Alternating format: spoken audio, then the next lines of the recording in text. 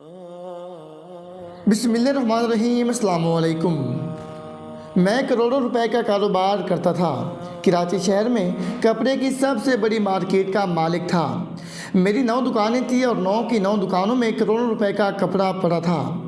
मैंने अपनी मार्केट के ऊपर एक गोदाम बना रखा था जिसमें कपड़ा स्टोर करता था। मुझे अल्लाह ताला ने बहुत निवाज रखा था। मैं दिल का भी इतना ही सखी था। मैंने दुकानों पर 20 यूँ लहंगे रखे हुए थे जो अपर मिडिल क्लास को किराए पर देता था, लोअर मिडिल क्लास को आधे किराए पर, जबकि गरीब यतीम बच्चियों को मुफ्त दे देता कि वो अपना वक्त अच्छी तरह से गुजार कर वापस कर जाएं। यकीनन मेरी इस नेकी की वजह से मेरा रब मुझ पर बहुत मेहरबान था और मुझे निवाजता ही जा रहा था। फिर मुझसे एक गलती हुई और सब कुछ तहस नहस हो गया।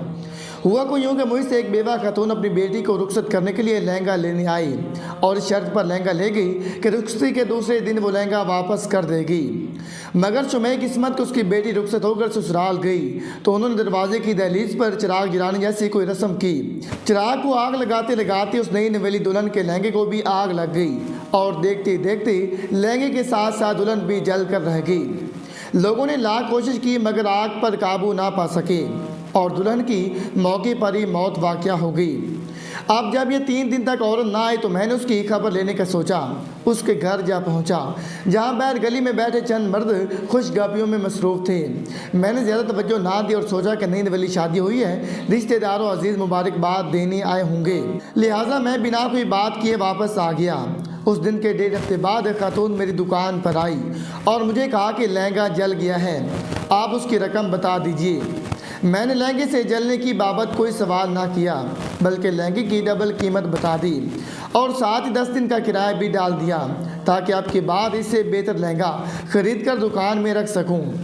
खातून ने मुझको मेरी बताई कि रकम की आधी कीमत अदा कर दी और बाकी की कीमत की वजह मेरी दुकान पर काम करने के लिए राज़ी हो गई। मैंने भी हामी भर ली क्योंकि मैं असल रकम तो वसूल कर चुका था। अब सूद के बदले मुफ्त में नुकरानी मिल रही थी और यूं ही वो खातून मेरी दुकान पर काम करने लगी।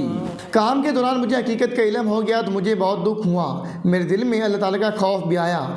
मैंने सोचा कि उस खातून को माफ़ कर दूं, मगर तब तक मुझे मुलाजमा की आदत हो चुकी थी। मेरी आमद से कबल वो मेरी मार्केट की सफाई कर चुकी होती थी।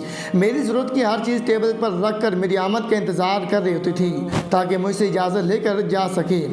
लिहाजा मैंने सोचा कि अल्लाह ताला की ज़ात माफ़ करने वाली है, मुझे भी माफ़ कर देगी। मैंने खातून को कर्ज़ ना बख्शा जो दर हकीकत मैं कब का वसूल कर चुका था, बल्कि जब मुझे पता चला कि खातून के पास कोई सहारा नहीं तो मैं उसे ना सिर्फ गालम गलोच करने लगा बल्कि कई बार तो उस पर हाथ भी उठा दिया। वो चुपचाप मेरे तशद्दुद तक सह जाती थी।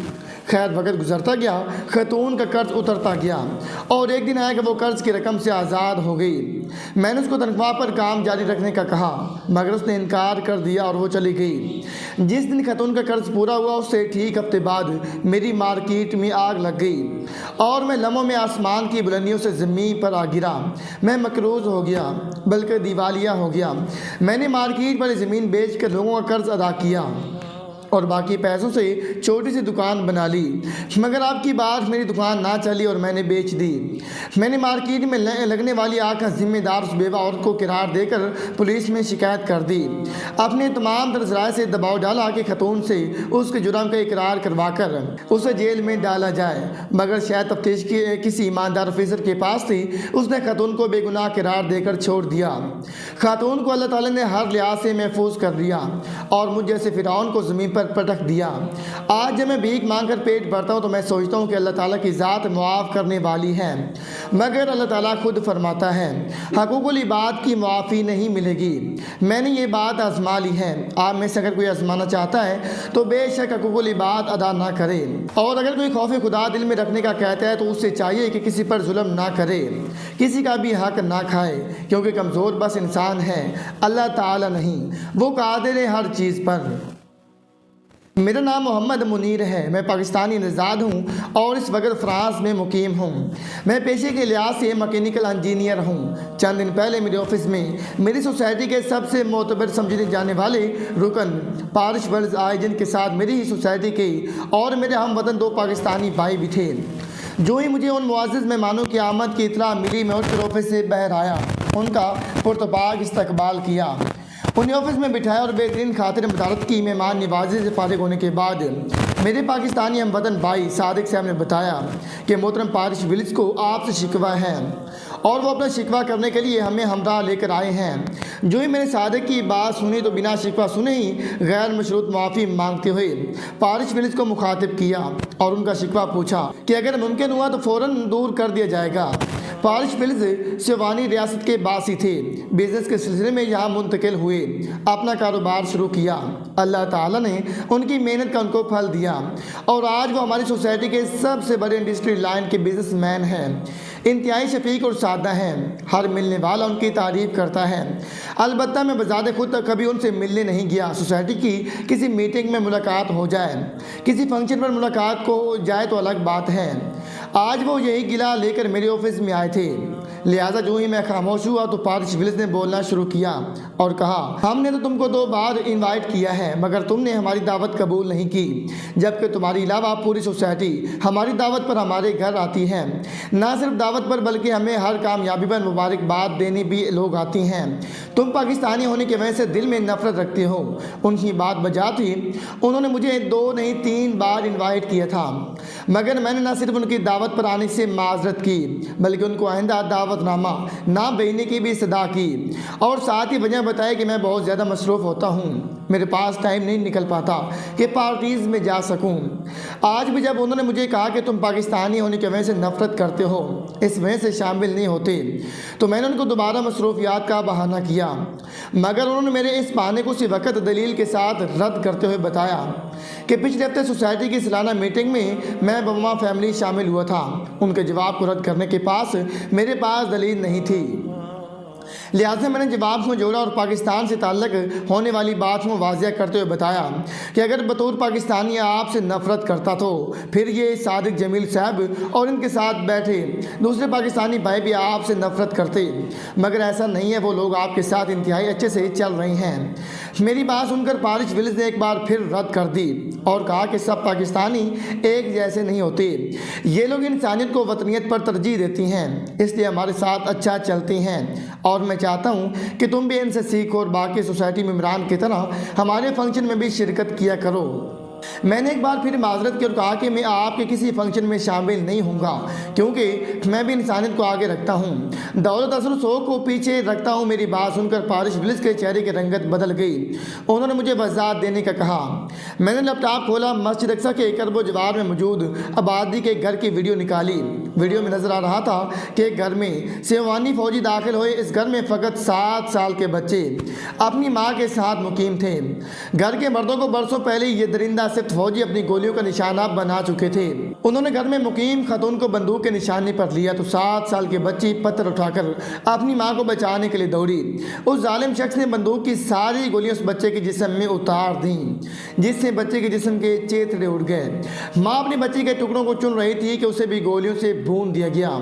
ویڈیو ختم ہو گئی، میری آنکھوں سے آنسو جاری ہو گئے جبکہ میرے دوسرے ہم وطن بھائی شکوہ کناں نظروں سے مجھے دیکھ رہے تھے، جیسے مجھے یہ ویڈیو پارش ولز کو نہیں دکھانی چاہیے تھی۔ میں نے ان کو نظر انداز کرتے ہوئے پارش ولز کو مخاطب کیا اور کہا، میرا نام محمد منیر ہے۔ محمد میرے نبی کریم صلی اللہ علیہ وسلم کا نام ہے، مجھے اس نام کی نسبت تمہارے قریب نہیں آنے دیتی۔ تم اپنی کمائی کا 50% اپنی ریاست کے دفاع کے لیے دیتے ہو اور تمہاری ریاست بجائے اس پیسے کو اپنے دفاع میں خرچ کرنے کے بجائے میرے مسلمان بہن بھائیوں پر ظلم ڈھانے کے لیے کرتی ہے۔ یہی وجہ ہے کہ میں تمہاری کسی دعوت میں شرکت نہیں کرتا۔ اگر تم نے غور کیا تو دیکھا ہوگا کہ میں ہندوستان کے ہندوؤں کی دعوت پر بھی نہیں جاتا کیونکہ میں سوچتا ہوں کہ میں امت محمدی صلی اللہ علیہ وسلم کے لیے کچھ کر نہیں سکتا تو کم از کم ان کے دشمنوں سے قطعت اللہ کو رکھ سکتا ہوں۔ میری بات کو سن کر پارش ولز مسکرایا اور کہا کہ کیا فرانس والے مسلمانوں کے دشمن نہیں ہیں؟ میں بھی طنزاً مسکرایا اور کہا وہ مخالف ہو سکتی ہیں، دشمن نہیں ہے، مکار نہیں ہے، ظالم نہیں۔ کسی ایک فرد کے غلط فیصلے کو پوری ریاست کے فیصلے کے تناظر میں نہیں دیکھا جاتا۔ پارش ولز نے مجھے تعلقات استوار کرنے کے لیے لالچ دیے آغاز اسلام سے لے کر آج تک کی تاریخ کے واقعات بتائے، مگر میں دلیل سے رد کرتا رہا، یہاں تک کہ وہ ناراض ہو کر اٹھ گیا۔ اس دن کے بعد پارس نے تو مجھ سے کلام کرنا چھوڑ دیا، مگر مجھے حیرت ہے کہ اس کے ساتھ آئے دو پاکستانی بھائیوں نے بھی میرے اسلام کا جواب دینا اور مجھے اسلام کرنا چھوڑ دیا ہے۔ خیر، مجھے ان سے کوئی فرق نہیں پڑتا، میں بس یہ جانتا ہوں کہ یہودی ترقی یافتہ صرف اس وجہ سے ہیں کہ وہ اپنے مذہب، ریاست اور لوگوں کے ساتھ انتہائی دیانتدار ہیں۔ اگر ہمیں ان کے مقابل کھڑا ہونا ہے تو ہمیں پہلے خود کے ساتھ جہاد کرنا ہوگا۔ ہمیں اپنے اندر سے بے ایمانی، قائلی اور ناانصافی کو ختم کرنا ہوگا۔ جس دن تمام امت مسلمہ بیک زبان ہو کر دنیا کو پیغام دے گی، اس دن جنگ کی ضرورت نہیں رہے گی، سارے معاملات خود بخود حل ہو جائیں گے۔ یاد رکھنا، یہودیوں کے پیچھے لگ کر اپنی قوم سے دغا کرنے والے کا انجام کبھی اچھا نہیں ہوگا۔ تاریخ اٹھا کر دیکھ لیں، کئی مثالیں مل جائیں گی۔ ایک جج صاحب ایک مجرم کو سزا سنانے کا واقعہ بیان کرتے ہوئے بتاتی ہیں، میں اندرون سندھ ایک پسماندہ سی تحصیل میں فرائض سر انجام دے رہی تھی کہ میرے سامنے ایک مجرم کو پیش کیا گیا جس نے دوران ڈکیٹی نہ صرف خاتون سے جنسی زیادتی کی بلکہ اسے ہوس مٹانے کے بعد قتل کر دیا گیا تھا۔ شواہد کے مطابق خاتون کے گلے میں پھندا ڈال کر اسے چھت میں لگی ہک سے لٹکا دیا گیا تھا، مگر خاتون کے ہاتھ اور پاؤں کھلے تھے۔ حیرت انگیز طور پر گردن میں لگے پھندے کو خاتون نے صرف ایک بار پکڑ کر چھڑانے کی کوشش کی تھی، اور مجھے یہ بات بہت عجیب لگی تھی کیونکہ جب دم گھٹنے سے موت ہوتی ہے تو انسان ایڑیاں رگڑتا ہے، گلے لگے پھندے کو نکالنے کی بھرپور کوشش کرتا ہے، مگر اس خاتون نے ایسا بالکل بھی نہیں کیا تھا، چونکہ رسی کے بنے پھندے پر خاتون کی انگلیوں کے نشانات موجود تھے، جس سے صاف ظاہر ہوتا ہے کہ خاتون کو زندہ حالت میں پھندے سے لٹکایا گیا تھا۔ میں نے یہی سوال تفتیشی افسر سے بھی کیا تھا کہ خاتون نے خود کو پھندے سے آزاد کروانے کے لیے ہر ممکن کوشش کیوں نہیں کی۔ میرے سوال کے جواب میں تفتیشی افسر نے جواب دیا تھا کہ نہ تو ہمارا خیال اس طرف گیا ہے اور نہ ہی ہم نے یہ سوال مجرم سے پوچھا ہے، اگر آپ حکم دیں تو دوبارہ تفتیش کر لیتی ہیں۔ میں نے دوبارہ تفتیش سے منع کرتے ہوئے روبرو کھڑے مجرم کو مخاطب کرتے ہوئے پوچھا کہ اس خاتون کے ساتھ اس قدر بربریت برتنے کی وجہ کیا تھی، اور دوسرا تم نے جب خاتون کو چھت سے لٹکایا تو اس کے ہاتھ بے اختیار پھندے سے آزاد ہونے کی کوشش کے لیے پھندے کو بار بار جگہ جگہ لگنے چاہیے تھے، کیوں نہیں لگے؟ میری بات کو سن کر سامنے کھڑے مجرم مکروہ سے ہنسا اور بولا کہ خاتون کا پھندے کو ہاتھ نہ لگانے کی وجہ اس کی ممتا تھی اور قتل کرنے کی وجہ کوئی بھی نہیں تھی۔ مجھے میرے سائیں وڈیرے نے حکم دیا کہ جا اس کے ساتھ عیاشی کر، مگر مطلب پورا ہو جانے پر ثبوت مٹا دینا، اور اگر میرے کام کی کوئی چیز ملی تو لا کر مجھے دے دینا۔ دراصل خاتون اور اس کے شوہر پڑھے لکھے تھے اور وڈیرے کی دھونس نہیں مانتے تھے، اس لیے وڈیرے نے میرے ذریعے ان کو سزا دینے کا فیصلہ کر لیا اور وڈیرے کے حکم پر میں نے اسے سزا دے دی۔ میں دن دہاڑے شوہر کی غیر موجودگی میں ان کے گھر گھسا، خاتون کے گھر سے سارا قیمتی سامان اور زیور سمیٹا، بعد میں خاتون سے زیادتی کی اور ثبوت مٹانے کی خاطر خاتون کو پھندے سے لٹکا دیا تاکہ لوگوں کو لگے کہ اس نے خودکشی کر لی ہے، اور رہی بات خاتون کا پھندے کی طرف ہاتھ نہ لے جانا تو اس کی وجہ ممتا تھی، کیونکہ خاتون نے ہاتھوں کی مدد سے پھندا پکڑ لیا تو مجھے لگا کہ اسے مرتے مرتے وقت لگ جائے گا۔ میرے پاس اتنا وقت نہیں تھا، لہٰذا میں نے اس کی 1.5 سال کی بیٹی کو زمین پر گرا کر اس کے سینے پر پاؤں رکھ کر دبانا شروع کر دیا۔ بیٹی کو دیکھ کر خاتون اپنی موت کو بھول کر بیٹی کی طرف لپکنے لگی اور چند جھٹکوں سے اس کی گردن ٹوٹ گئی۔ گردن ٹوٹتے ہی وہ مر گئی۔ میں نے اس کی بچی کو وہیں چھوڑا، زیور اور نقدی اٹھایا اور باہر نکل آیا۔ میں نے اپنی ضرورت کی ہر چیز حاصل کر لی تھی اور سائیں کی ضرورت کی ہر چیز سائیں کو دے دی تھی۔ سائیں کا وعدہ تھا کہ پولیس اور عدالت کو وہ سنبھال لے گا، اس لیے میں مطمئن ہوں، اور اس بات میں کوئی شک نہیں کہ ڈکیٹی، زیادتی اور قتل کے باوجود بھی وہ شخص میرے سامنے یوں کھڑا تھا جیسے میں کوئی ٹریفک سگنل توڑ کر آیا ہوں۔ اس کی بات ختم ہوئی تو میرے ذہن میں 20 سوال اٹھے۔ پولیس تفتیش میں کہیں بھی ڈکیتی کی چیزیں وڈیرے کو دینے کا ذکر نہیں تھا، نہ ہی کہیں خاتون کی بیٹی پر کیے گئے تشدد کا ذکر تھا، نہ ڈکیتی کی واردات میں لوٹا گیا مال مسروقہ پورا لکھا گیا تھا، جس سے صاف ظاہر تھا کہ پولیس والوں کو خدا سے زیادہ وڈیرے کا خوف تھا۔ میں نے مجرم کو 3 بار سزائے موت سنائی تھی، جس پر بعد ازاں مجھے خود بھی قانونی کارروائی کا سامنا کرنا پڑا تھا، مگر میں نے سزا کی اضافی نوٹ میں لکھا تھا 1 بار سزائے موت زیادتی کے جرم میں اور دوسری بار سزائے موت قتل کے جرم میں، جبکہ تیسری بار سزائے موت اس 1.5 سال کی معصوم یتیم ننھی کلی پر ظلم کے جرم میں، اور ساتھ ہی تفتیشی افیسر کو میں نے سائیں کو شامل تفتیش کرنے کا حکم دیا تھا۔ گو کہ سائیں کبھی قصوروار ثابت نہیں ہو سکا، मुझे मालूम था कि वो कभी मुजरिम साबित नहीं होगा, मगर मैंने जहाँ तक मुमकिन था इंसाफ करने की कोशिश की थी। मेरे फैसले की वजह से मुझे भी जवाबदेह होना पड़ा था और मुतलका फोरम पर मुझसे इतनी सख्त सज़ा की वजह पूछी गई तो सामने बैठी खातून मेंबर को अलग करके मैंने अपने जिस्म पर जलने और जख्मों को निशानात दिखाते हुए कहा कि मैंने सौतेली माँ के पास परवरिश पाई, और जब मुझे ख्याल आया कि वो 1.5 साल की बच्ची भी अब सौतेली माँ के पास परवरिश पाएगी तो मुझे उस जालिम शख्स की उस जुर्म की सज़ा मौत से कम नज़र नहीं आती। मेरी तकलीफ को समझते हुए फोरम के तमाम मेंबरान ने मुझसे हमदर्दी का इजहार करते हुए मुझे नरमी से कवानीन को मद्देनजर रख कर चलने का कहा और मेरे फैसले को बरकरार रखने का हुक्म भी दे दिया।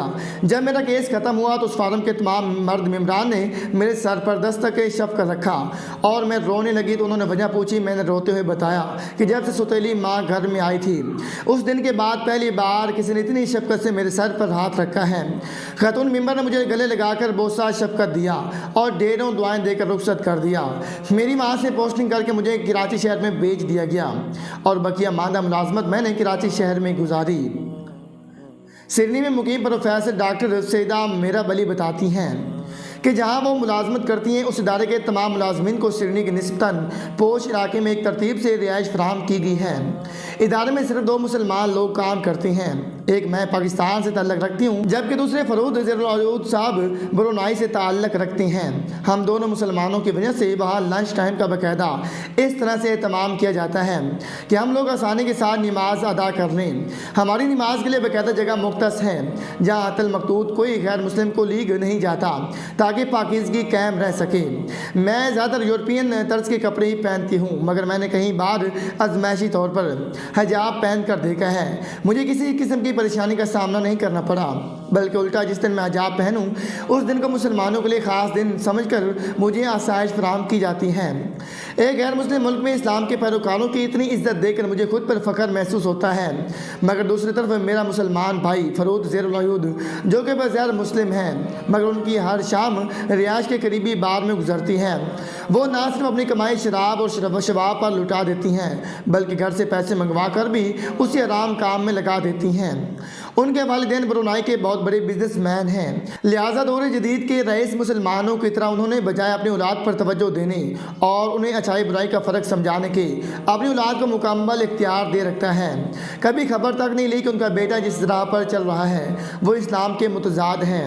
खैर वक्त गुजरता रहा, मेरा मुसलमान कुली गुनाह की दलदल में धंसता गया, मगर पिछले 1 हफ्ते से वो घर से बाहर नहीं निकला। कोई उसको मिलने जाता है तो गेट कीपर वापस भेज देता है क्योंकि उसने मना कर रखा है किसी को भी मुलाकात के लिए अंदर ना आने दिया जाए। कल इदारे की तरफ से उसे फाइनल वार्निंग का लेटर भेजा गया है तो आज सुबह मैनेजर साहब की मेज़ पर उसका इस्तीफ़ा पड़ा था। कागज़ पर लिखी तहरीर बता रही थी कि उसे लिखते वक्त फरूद ज़ेरुल साहब मुसलसल रो रहे थे। चूँकि हमारे इदारे में काम करने वाले सब लोग बिला तफरीक सीनियर जूनियर बिल्कुल घर के अफराद की तरह रहती हैं, लिहाजा इस्तीफ़ा देकर सब लोग फरूद ज़ेरुल की हालत की वजह से परेशान हो गए। मैनेजर साहब ने मुझे साथ लिया चूँकि मैं मुसलमान थी और सर को लगता था कि अगर उसको कोई मजहबी मसला होगा तो मैं उसको बेहतर गाइड कर सकूँगी, और चंद फरूद के करीबी दोस्तों के हमरा उसकी रिहाइश गाह पर पहुँच गए जहाँ भी उसकी आंखों में मुसलसल आंसू थे और वो अपना सामान पैक कर रहा था। मेज़ पर उसकी टिकट रखी थी जिस पर रात की फ़्लाइट का अंदराज था। उसकी हालत को देखकर सब परेशान हो गए। मैनेजर साहब ने आगे बढ़कर उसे गले से लगाया, तसल्ली दी, उसका मसला पूछा तो वो बच्चों की तरह सिसक कर रोने लगा। हम लोग समझे कि शायद उसके घर में कोई मसला है। जब उसकी ढारस बंदी तो मैनेजर साहब ने उसे रोने की वजह पूछी जिस पर वो कोई भी जवाब नहीं दे सका, फ़कत इतना कहा कि वो अब इदारे के साथ मज़ीद काम नहीं कर सकता। मैनेजर साहब ने प्रोफेशनल अंदाज में उसे तनख्वाह बढ़ाने, तरक्की देने, सहूलियात देने की बात की, मगर वो अपने फैसले पर कायम रहा और कहा कि मुझे इन सब चीज़ों में से किसी की भी कमी नहीं थी। फिर मैनेजर साहब ने मुझे मुखातिब करके कहा कि तुम पूछो इसे कोई मज़हब से मुतालिक मसला है या किसी ने इसे मुसलमान होने के वजह से जज किया है। मैंने आगे बढ़कर फरूद ज़ेरुल साहब को भाई कहते हुए मुखातिब किया और परेशानी की वजह पूछी तो वो एक बार फिर फूट फूट कर रो दिए और इतना कहा कि मुझसे मेरा महबूब नाराज़ है और मेरे महबूब का महबूब भी नाराज़ है। उसकी बात सुनकर मैनेजर साहब मुस्कुरा दिए। शायद वो दुनियावी महबूब समझते होंगे, मगर जब मैंने उससे उसकी बात की वजाहत मांगी तो उसने बताया मैं पिछले हफ्ते की रात को हालत गैर में बार के अंदर शराब में डांस कर रहा था कि बार का मालिक आया, हर तरफ खामोशी हो गई। उस वक़्त हर रोज़ाना ही बार के अंदर म्यूज़िक बंद कर दिया जाता था। जो तकरीबन 2 से 2.5 मिनट बंद रहता था, मगर मैंने शायद ज़्यादा पी रखी थी और म्यूज़िक बंद होने पर हल्ला गुल्ला करने लगा। तो बार के मालिक ने मुझे बाजू से पकड़ कर पूछा, क्या तुम मुसलमान हो? मैंने कहा कि हाँ मैं मुसलमान हूँ। मगर इससे तुमको क्या गर्ज? मेरी बात सुनकर उसने म्यूज़िक चला दिया और आइंदा कभी बंद ना करने का हुक्म भी दे दिया। सब लोग मुझे दाद देने लगे, मगर बार का मालिक मुझे बाजू से पकड़ कर एक कमरे में ले गया जो बज़ैर ऑफिस मालूम होता था। उसने मुझे इंतहाई अजीज़ व तकरीम से बिठाया और बताया कि मैं कतर के एक ईसाई घराने में पैदा हुआ हूँ। मेरे वालिदैन वहीं के मुकीम हैं, मेरी परवरिश वहीं हुई और मैंने मुसलमानों के स्कूलों में पढ़ते हुए सीखा कि अजान के वक़्त खामोश रहती हैं। मैंने ना सिर्फ पर अमल किया बल्कि अपने वालिदैन को भी इस बात पर कायल कर लिया। हमारे घर में अजान मुकम्मल तवज्जो से सुनी जाती है। रमज़ान का ख़ास ख्याल रखा जाता है। मुसलमानों के त्यौहार को सदके दिल से मनाया जाता है, वो ईद हो या कोई और त्यौहार। मैं अपनी तालीम मुकम्मल करके यहाँ मुंतकिल हुआ और यहाँ के एक दोस्त के साथ मिलकर ये बार बना ली। मेरी अल्तिजा पर इस बार में अजान के वक़्त म्यूज़िक बंद कर दिया जाता है और ऐसा बरसों से जारी है। जब से बार बनी है अजान के औकात में म्यूज़िक बंद रहता है। गो कि यहाँ कोई करीब मस्जिद नहीं है, यहाँ अजान की आवाज़ तक नहीं आती, मगर इसके बावजूद मैं अजान के एहतराम में म्यूज़िक बंद करवाता हूँ। मैंने यहाँ किसी को म्यूज़िक बंद करने की वजह इसलिए नहीं बताई कि मेरे कारोबार का नुकसान ना हो। अलबत्ता जब आज मुसलमान होकर तुमने ही इस अमल की वजह से मेरी गिरबान पर हाथ डाला तो आज से मैंने म्यूज़िक बंद ना करने का हुक्म दे दिया है। अब तुम ये सोच लोगे अपने खुदा और रसूल को क्या जवाब दोगे? बार के मालिक की बात सुनकर मैं लरज़ गया। मैंने उसके पाँव पकड़ लिए। मैंने उसे कहा कि वो वादा करे कि वो अजान के औकात में म्यूज़िक बंद रखेगा। इस वक्फे के दौरान उसका जितना नुकसान होगा मैं पूरा करूँगा। उसने बिना नुकसान की डिमांड की मेरी बात मान ली और मैं वहाँ से रोता हुआ निकल आया। मुझे नहीं पता कि मैं आखिरी बार कब रोया और आखिरी बार कब अल्लाह ताला को सजदा किया, मगर पिछले पूरे हफ्ते में से अल्लाह ताला की पकड़ और हज़ूर नबी करीम सल्लल्लाहु अलैहि वसल्लम की नाराज़गी के डर से लरज़ रहा हूँ। मेरा उड़ना बिछोना ये मुसल्ला बंद कर रह गया है। कल जब मुझे हुक्म हुआ कि मैं जॉब छोड़ दूँ या दफ्तर के कवानीन की पासदारी करूँ तो मैंने जॉब छोड़ने का फ़ैसला कर लिया है। मैं वापस अपने मुल्क जाऊँगा और लोगों को बताऊँगा कि हमारे साथ परवरिश पाने वाले गैर मुस्लिम हमसे कितना कोई सीखती हैं, मगर हमने अपनी इक़्तिदार को बुलाकर दुनिया और दौलत की हवस को पूरा करना शुरू कर दिया है। मेरे इस खौफ से आंसू नहीं रुक रहे कि अगर अल्लाह ताला मुझसे यही सवाल कर लें तो मैं क्या जवाब दूँगा। फ़ारूक अयूब साहब की बात सुनकर मुझ समेत स्टाफ को हर शख्स हैरान खड़ा देख रहा था कि दुनिया की लज्जत में इस कदर डूबा हुआ शख्स फ़कत एक सवाल पर अल्लाह ताला से इतना इस कदर डर गया कि उसके आंसू खुश्क नहीं हो रहे हैं। मुझे पहली बार फ़ारूक अयूब साहब की किस्मत पर रश्क आया। मैनेजर साहब की ख्वाहिश पर मैंने उनको यहाँ रुकने और इसी इदारे में काम करने पर रज़ामंद कर लिया और अब भी वो हमारे इदारे से वाबस्ता हैं। इंशाअल्लाह इस रमज़ान मुबारक के महीने में फ़ारूक अयूब साहब, उनकी बीवी के अलावा मैं और मेरा शोहर फुरकान भी उम्रे की सआदत के लिए जा रहे हैं और एतकाफ़ वहीं करेंगे। फ़ारूक अयूब साहब ने अपनी कमाई अब उम्मत मुस्लिमा और इंसानियत के फ़लाह पर खर्च करना शुरू कर दी है और सबसे बड़ी बात यह कि वो इस ईसाई से वो बार खरीद कर मस्जिद में बदलना चाह रहे हैं। मस्जिद बनाने की इजाज़त लेने के लिए मैनेजर साहब उनको बहुत सपोर्ट कर रहे हैं। फ़ारूक अयूब साहब की कहानी से हमें सबक मिलता है कि अहले अकल के लिए इशारा ही काफ़ी होता है। अल्लाह ताला ने तो फिर भी तमाम चीज़ें खोल कर बयान कर दी हैं। अल्लाह ताला हमें नबी करीम सल्लल्लाहु अलैहि वसल्लम के बताए हुए तरीक़ों पर ज़िंदगी गुजारने की तौफ़ीक़ अता फ़रमाए। आमीन। जज़ाकल्लाह।